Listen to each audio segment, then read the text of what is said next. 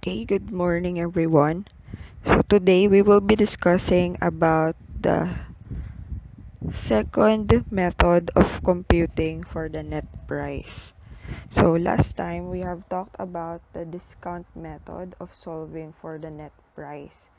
So paano ginagawa yung discount method?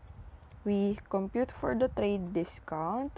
The trade discount is equal to the list price times the trade discount rate. Okay? So, kapag ka-compute natin yan, the answer will be subtracted from the list price. No? So, doon natin makukuha yung net price or kung magkano na lang yung ating babayaran. So, for today, we will be talking about the complement method. So, pag sinabing complement method, we use the complementary rate instead of the given trade discount rate. So for the complement method, the first step is to subtract the discount rate from 100% to get the complement rate. Step 2, multiply the complement rate by the list price to get the net price. So if we are to illustrate, gamitan natin ng pictorial representation. Kunyari, ito yung kabuuan ng list price. Okay? Mula dito hanggang dito. Okay? And percentages tong dalawang part. This one is the discount. And ang usual na given sa problem, kung discount ang inahanap, is the discount rate. So, kung halimbawa, ang discount rate natin ay 25. Ayan. We multiply 25% by the list price to get the discount. Now, the complement method focuses on the net price. To get the net price, we get the complement or the percent, part of percent na ng ating given, na kapag minultiply mo sa list price, yung net price na ang lalabas. No? So, always remember that the list price or the selling price has a 100% as rate. Ayan. So, kung 25% to, the complement will be 75%. So, percentage-based rate na ulit. Kung ang nawawala ay net price, it's a percentage. So, just multiply list price times the rate. So, let us have our first example. So, Bakal Supply Merchandise sells a set of stainless steel trays to Lara's Cookies shop. The list price is 3,500 pesos and Lara qualifies for a 30% trade discount. Compute for the net price. So, by applying the complement method, net price is equal to the list price times the complement rate. No, ang complement rate, makukuha natin by subtracting 100% minus the given trade discount. So, in this case, 30%. Okay? So, the net price is equal to our list price here is 3,500 pesos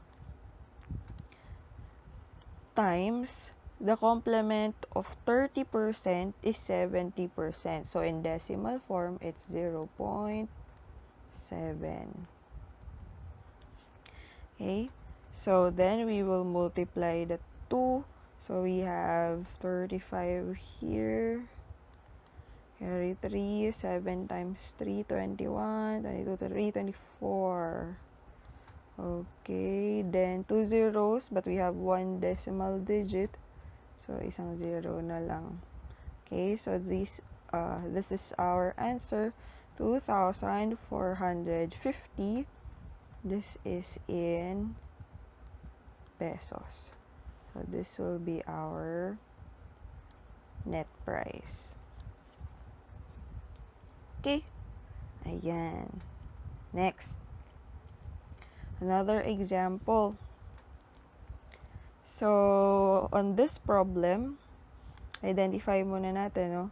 So, the question is, how much is the net price?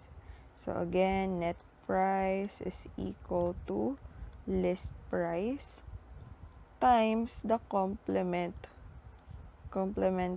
rate, no? So, complementary rate. So, our list price, sabi dito, is 399 pesos times 25%, its complementary rate will be 75%. Okay? So, ayan. So, when we compute 399 times 75%, ayan. So, 399 times 7.75. By the way, we change 75 to 0.75.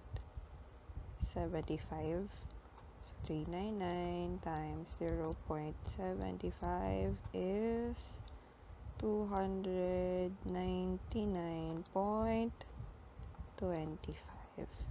Okay, so this will be our net price. Okay.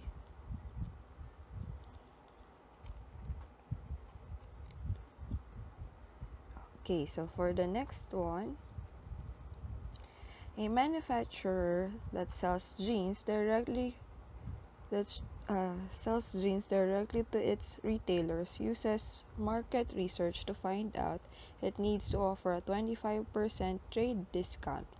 In doing so, the retailers will then be able to price the product at the suggested retail price of 2,999 pesos and 50 centavos. What price should retailers pay for the jeans? The price that the retailers pay will be the net price. Okay? Ayan. So, kung ang formula man natin is net price, okay, net price equals list price times its complementary percentage, or percent, complementary rate pala, sorry. Ayan. So, kung ang given natin is, so, 299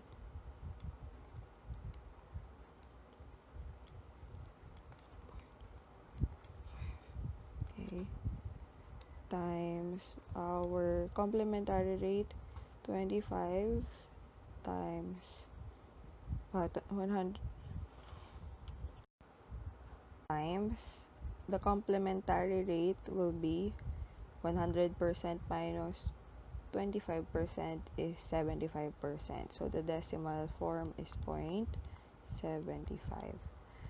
Okay, so multiplying our given, our answer will be 2,249 point, let us run this off to the nearest hundreds, 63. Okay, so our unit will be in pesos. Okay, so this will be our net price.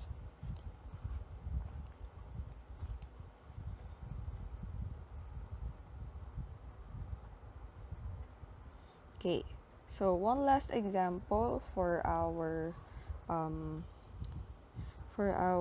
complementary method.